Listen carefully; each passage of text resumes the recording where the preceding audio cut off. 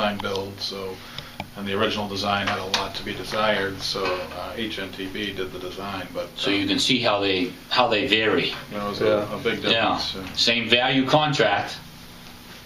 We got away with a couple $100,000 of extra work orders that we asked for. He's got 20-30 million in extra work orders because the design kept changing as they were working through it. Yeah. Well, if the design changes and it's their design, Yeah. there's no cost to me. Right. But if the design changes under my design, MassDOT design, now will cost us. Yeah. So that's why we're leaning more to these design builds. The Longfellow in Boston's gone design build. The Fall River Drawbridge in Quincy's gone design build. Yeah. The Whittier on I-95 up in Amesbury to Seabrook is design build. And that was on the first design build in the state, Route 3 North from Burlington to Nashua, New Hampshire, from 2000 to 2005. Okay. That 21-mile stretch. So we find that if we let them design it, Yeah. then we have less overruns in Right. extra work order costs Yeah. because it's their design. The risk is We low. just manage their design. That's all we do. Right. And it works. The risk reward is that much better for MassDOT. You guys mentioned concrete and you mentioned the personnel as far as lessons learned, how to adjust. Any other major uh-ohs or didn't see that one coming type of thing? Was there any other?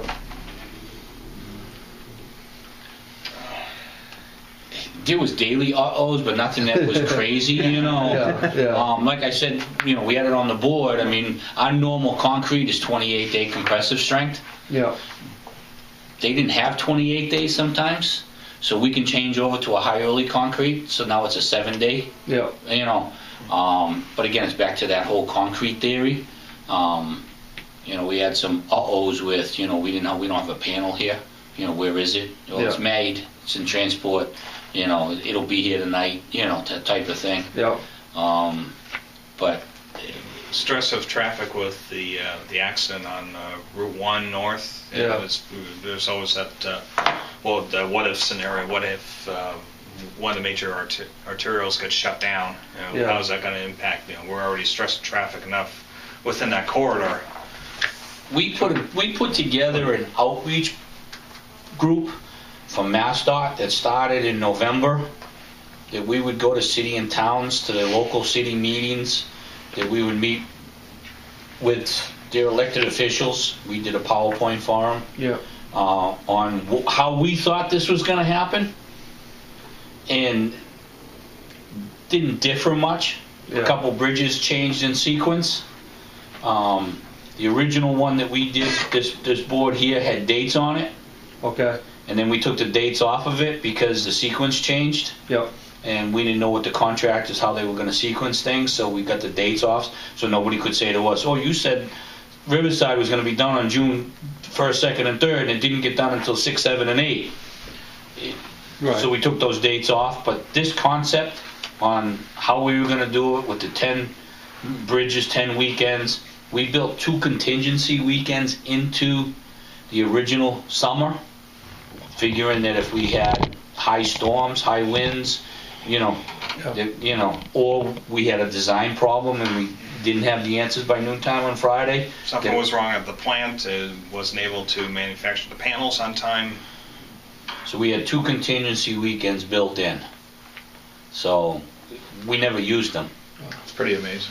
but we had them available to us, Yeah, it sounds like you guys had a pretty intensive risk management process and Yeah. really spent a lot of time on that.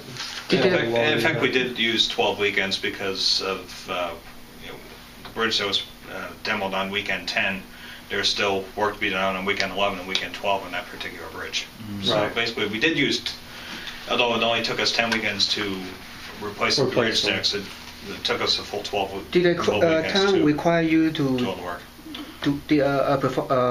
install any like sound barrier for those to protect the surrounding neighborhood? No. We did a sound barrier, but it was in the works. There's a sound barrier on the first half a mile southbound from Roosevelt Circle to Right. Salem Street Rotary. Yeah. But that was already in the works, so we put it in this contract. Oh, okay. It was And- under an ad alternative, so So if they gave us the right number, Yeah, we would do it. If they gave us a crazy yeah. inflated number, then we would take the alternative out and we'd do it under another contract. But they gave us a similar number to what our office estimate was, Yep. so we added it to the project. Okay. We call it an ad alternative. Yeah, since they're already mobilized. Okay. So we did do a Also sound fun wall, work. but it wasn't, Right. it wasn't for noise on the project. Right. It was something that was already in the works that we just accelerated and brought it forward into this contract. So there was no major complaint by the resident in the area. We met with every resident group and neighborhood association and well, We made recommendations that they would go on vacation during that particular weekend. You know, there's They're a few working houses in the general that are- vicinity, Yeah, so. yeah. you know, dust control was, as you Go could to see, Cape, go to Maine, was with whatever the you want water. to do Yeah, is. yeah. Noise was loud. We said that was going to happen. We met with the elderly, the Riverside Ave, there's an elderly housing complex. We had to meet with that association and, you know, and I met a couple nice old ladies that were worried about the bus route. And I said, the bus route's going to stay intact, it's just going to loop around. But you'll still be able to go to Johnny Foodmaster on the other side. Yeah. And she was happy. She got up and gave me a hug. She goes, thank you very much. That's another agency we have to coordinate with, Yeah. the T busing, so. Yeah. So when you met with them, like let's say when you met with these neighborhood associations, was it just like a one-time meeting stating your guys' scope of work, or did you check in with them on like a regular basis to make sure that they were satisfied or had any other questions or concerns? Or We had did you have like town meetings, stuff like that? yeah, we went to Through multiple public town meetings, through public and we had a outreach. public outreach network set up with Okay. a number, an email address, It so did- we stuff have our- came into that. We also had our own website. Okay. First time in MassDOT history that any project had its own website, and that was Yeah, this one. we think we've stumbled upon it a few times now. Yeah, yeah. Okay. So there was a section that you could highlight, go in, ask questions, you know, get answers. You know, answers were forwarded, you know, Yeah. to the individual people, traffic being the traffic section, and you do a construction, Bobby and I answered. And it's quite Awesome. intense. That is, You know, Did you communicate with the? Did you utilize like the radio stations and TV as well? we utilized TV. We had a Haas radio system set up, Mhm. which if you drove through the corridor, you know, it told you what station to go to. Yeah. One of the first that was quite interesting is we did a real-time traffic situation, and it started up in New Hampshire, Mhm. and we had monitors in New Hampshire, and we were telling you how long it would take to go to our construction zone from up there. And then we had video detection set up on the highway for volumes of traffic, which would change those message boards to longer minutes if the volume got higher. Yeah. And that was set up from southern New Hampshire on 95 and 93 and Route 3, and on the south side 95, 93, 24, and Route 90 coming in from the west. And that would all go back to our war room, and then what it would do is we would change those message boards to say, if you're coming south on 93 to go to Cape Cod, it's shorter to go 495. Right. It's shorter to go 128.95 than to come through the city of Boston. To go through the city of Boston might be an hour and 10 minutes. To go around here, it's only 45 minutes. Right. So we were asking people, Pick another path, buddy. right. Exactly. But we were literally telling them to go that way because this way was longer. Right. And our message boards, we had them at every interchange. All the way down to the Bourne Bridge. Because it was- the Cape traffic over the weekends. Especially Coming home on- Sunday night. Sunday Wow. night. It's, Yeah. Go 128. Why? Well, we're still not Just go to open. 128. We only got 2 lanes coming through the city. Okay? Was this a round-the-clock team that handled this? Yes. Yes. Okay. Yeah. I have the Adeline project from Randolph to Westwood, 95, 93, and we were restricted from doing any work while these guys were going because people would really get ticked off if we had lane closures and stuff like that. Yeah. Makes sense. We had So adjacent projects. we sat with all those other and contractors, we sat with all our other engineering staff saying, you can't be out here Sunday night. You know, we're going to be putting traffic over to you. Right. You know, and I'll be honest with you, it works. Yeah. You know, outreach works, the traffic management, when you know, it works. These cameras, the boards and all that, are they now being used? Yes. So that's normal. If you drive up and down, it'll tell you major interchanges, how long to get to. Yeah, I've seen Those are, yeah. those are the outcome of this project. Our traffic team, Neil Boudreau in Boston, has now bought those boards, and all the sensors that pick up all the amount of cars, they're actually talk about an invasion of privacy. They're running all of those off of cellular use. Yeah. As your cellular use Right. gets busy in an area, they know traffic is slowing down. So they're rechanging those message boards based on cellular use and the GPS systems that come with everybody's phone.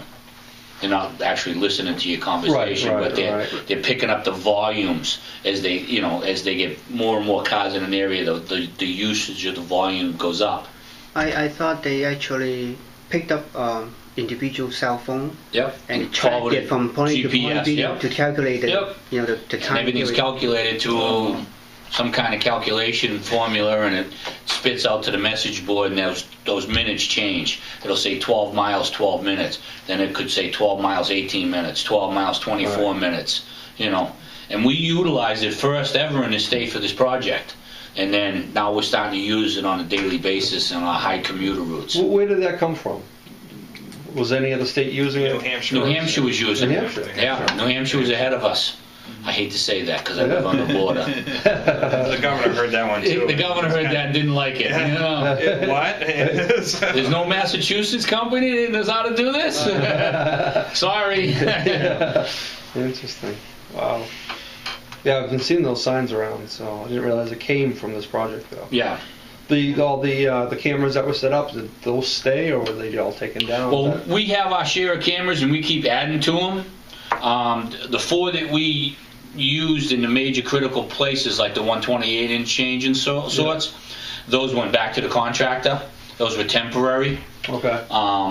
But we've since now put, I think, another 12 cameras up and down the 93 corridor under our overhead contracts that were in place that we said kind of slow down because we got to get Medford done. Yeah. Go north, get Yeah. away from us. Yeah. But from Medford to New Hampshire now, there's cameras and message boards going up there like 90% complete. So actually Mark's job. Mark's overseeing both those projects.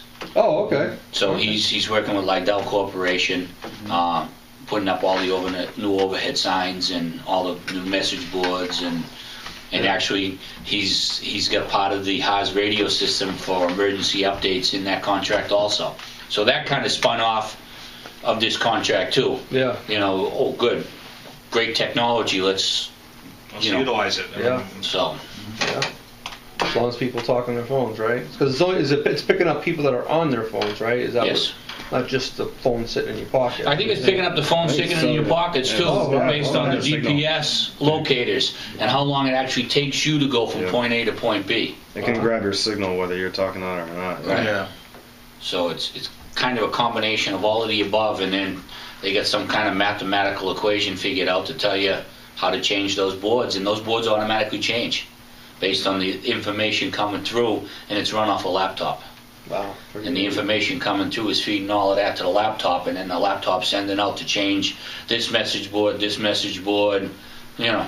Yeah, I was lucky enough to work for Mass DOT over the summer, Oh yeah, District 6. oh yeah. So I actually Who'd you went work with for District 6? to, David Belanger and Oh, yeah. Kathy. Kathy Arches? Yes. I know Kathy very well. I do Oh, she's too. a very nice lady. Yeah, she's an exceptional young lady. So I have a chance to actually visit the traffic center. Okay. Okay. It was very nice. I have to answer to Dave because I'm working in the confines of District 6.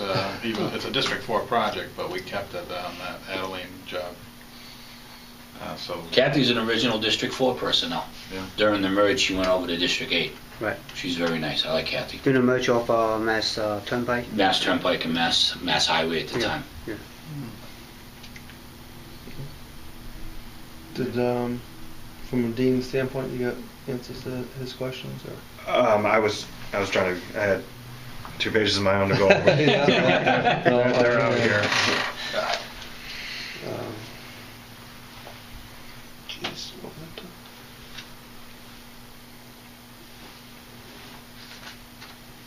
I mean, we got, reams and reams of information to poke through and go through. Wow. Would it be any issues if questions pop up as time goes on? Can we reach Send out me to an you email. guys? Send me an email. I really appreciate that. Yes.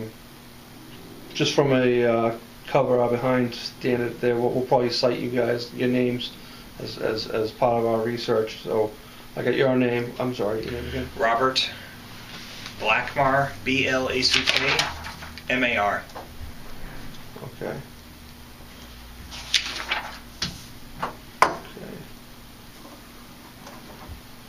Good. I think we're all set, yeah.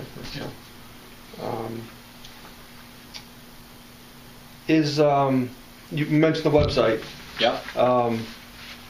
That's still up and running. Is that kind of stale information at this point, or is it being maintained? Is there more stuff being added to that at all? No, it's pretty much stale now. Yeah. Yeah. Okay.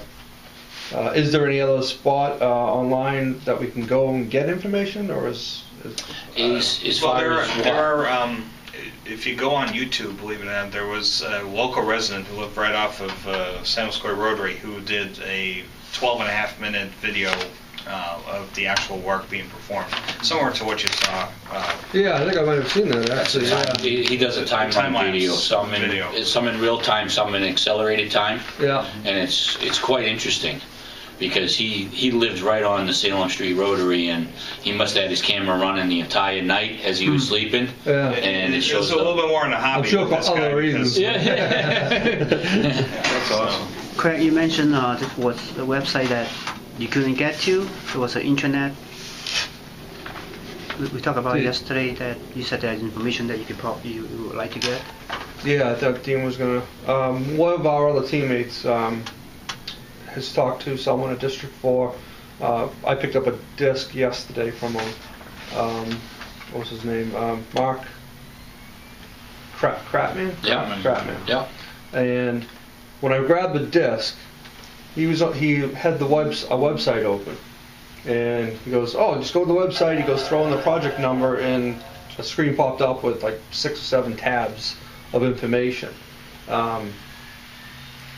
I tried to find that last night and I couldn't, and I was wondering if that might have been like an intranet site and not an internet site for external parties. It could be because we have a lot of stuff that's internal Yeah. in our intraway. Yeah, I don't know if there's an external link. yeah. That was my, after he said that, and I looked it up because it was Was the it screen. Compass, maybe? Could be. That's available outside. What is it? www.pass-com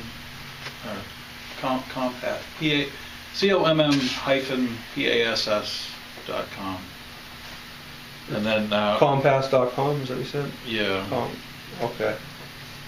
And then what you'd have to do is you'd have to plug in the 6-digit project number with Progus number in the doc. I think there's like a line where it says like document number. Yeah. No. And if you had the 6-digit number for FAST 14, you could then click on like browse for solicitation, and the record of that job would come up, and you can get some information. I think the specs are in there and Okay. things like that. So it's com-pass.com. Yeah. Okay. COMM. Would that like be all like a real bluish color? It was a real busy screen, a lot of statements written in blue, and then 3/4 of the way down there was like boxes where you can put in the project number or the contract Yeah, number. it sounds like Compass to me. Okay.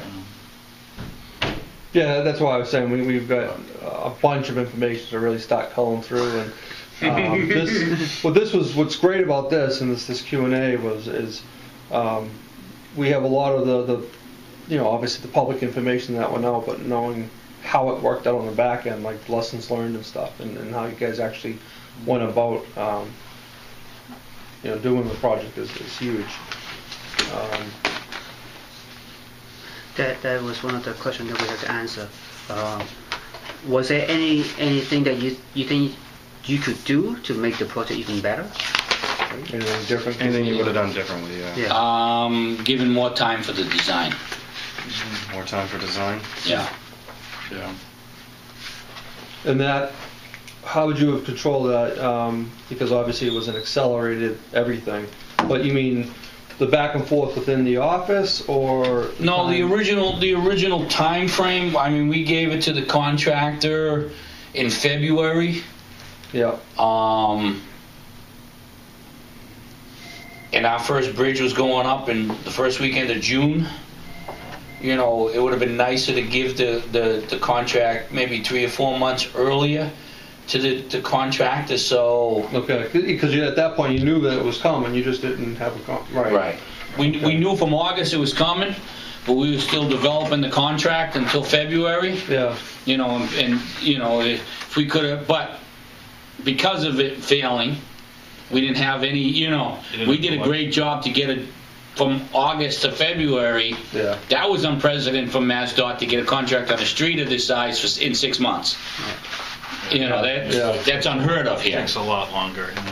But, you know, if we could have just given them a couple, 3 more months in the design stage, it wouldn't have been so crazy. Not that they did a fabulous job. I'll give them credit. They did a fabulous job, but it would have been a lot less crazy on the design end of it.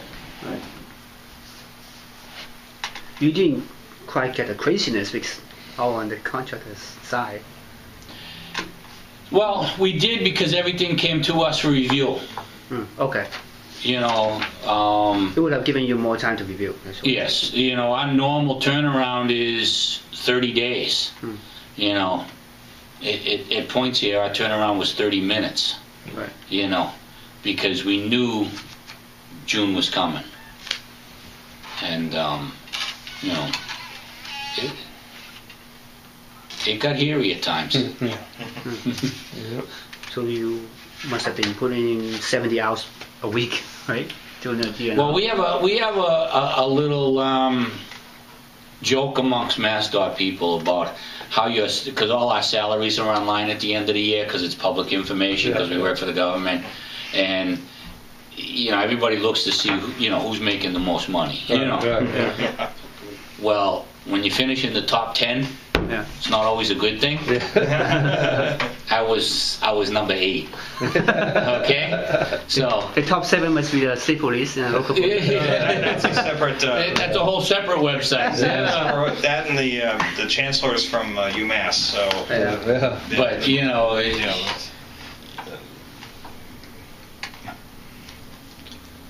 I chose him because of his knowledge of the roadway. He was paving it. He knew it inside and out.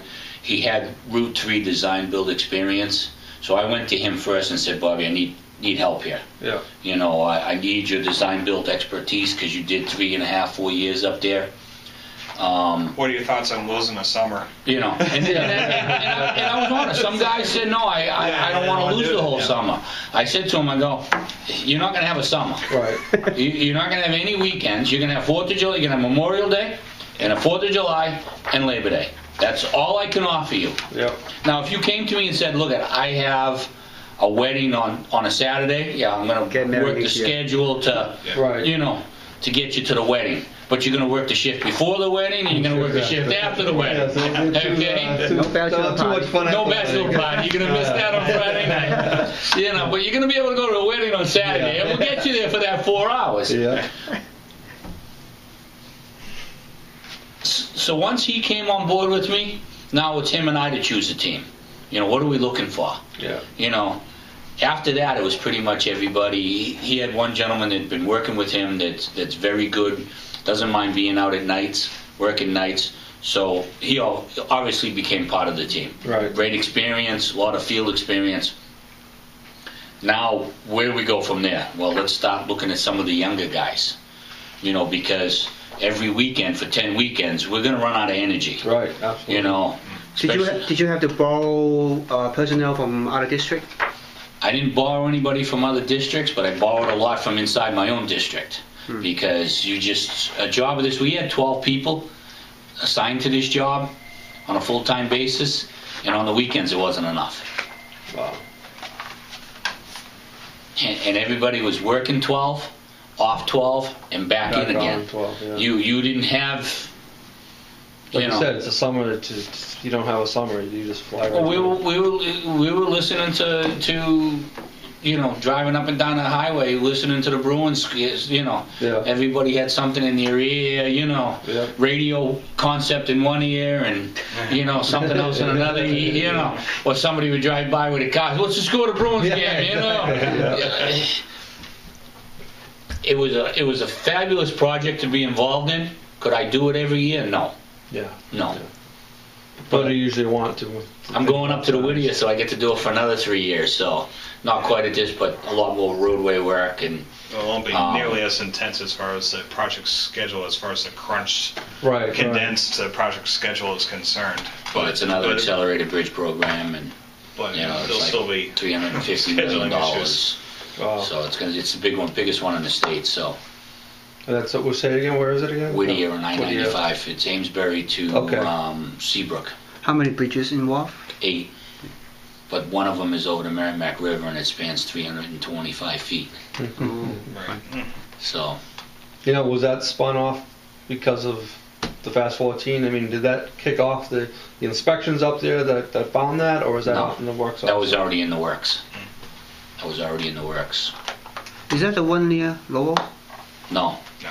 We just did 3 bridges on 495 in Lowell called a bridge bundle, and there was 3 bridges in each direction there. That wasn't accelerated, was it? Yeah. It was. That Yeah. was. Didn't feel like it. Not like the 93 one. Not like this one, right? Yeah. This is its own animal. Yeah. So, Some of these concepts came from there, and then they actually did a couple of their bridges off of this concept. Okay. After we started creating panels, they did 1 or 2 bridges on the southbound side in this format. Okay. Yeah. No, I'm in Tewksbury now, and so that stretch of 495 Yeah. I'm on all the time. But they came out well. They came out really good. Those Yeah. bridges up there, as you know, as well as the 93 ones. I think. I'm scanning pictures. I was wondering. I was actually doing it my The scanner on the, you know, my the cam resolution. scanner, it works awesome. I thought you were texting over there. No. What are you doing? does it also make coffee? I mean, I wish it did. I wish it did. Quick text. good answer on that one. Yeah, if it's okay with you guys, maybe we'll shoot you some questions here and there. Sure. Um, Have we been helpful? Oh, very absolutely. Helpful, Very helpful. extremely. Again, thank you so much. Like I for giving said, us you some can't time. get any closer to the ground level than the 2 of us. Yeah. No, we appreciate It was our all. life for a year. It sounds like it. Yeah. Very rewarding. Jeez. It was. That book came from memories. I mean, Right. we all had cameras. Yeah. You know, pictures, were coming constantly. Some joke pictures, Yeah, that, yeah. were internal. Yeah. And they had me with a fat head on my door one day, and Yeah. body this big, my head was this big. Yeah. Yeah. And it kept everything light. You 2 guys that fought all week would be standing next to each other on the weekend, and then there'd be a bubble caption over the top, finally getting along. Yeah. You know, Yeah. Working together. working together, moving Yeah. forward, Yeah. But it was such a great camaraderie because the stress level at times, Friday night, okay, you're not going home.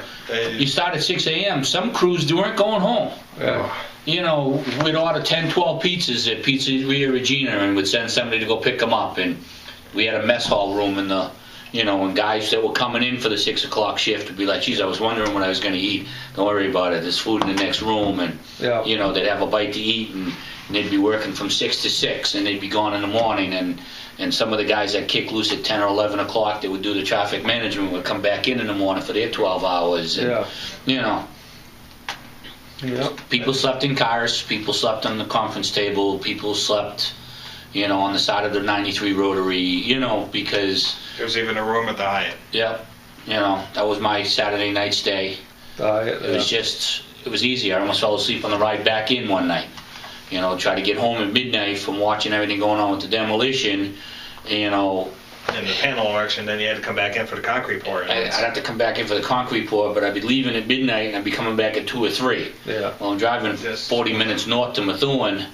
Coming back in, I'm nodding off. Yeah. I got to sit to the wife. I said, this can't happen. I got to either stay local or, she said, well, why don't you just get a hotel room locally?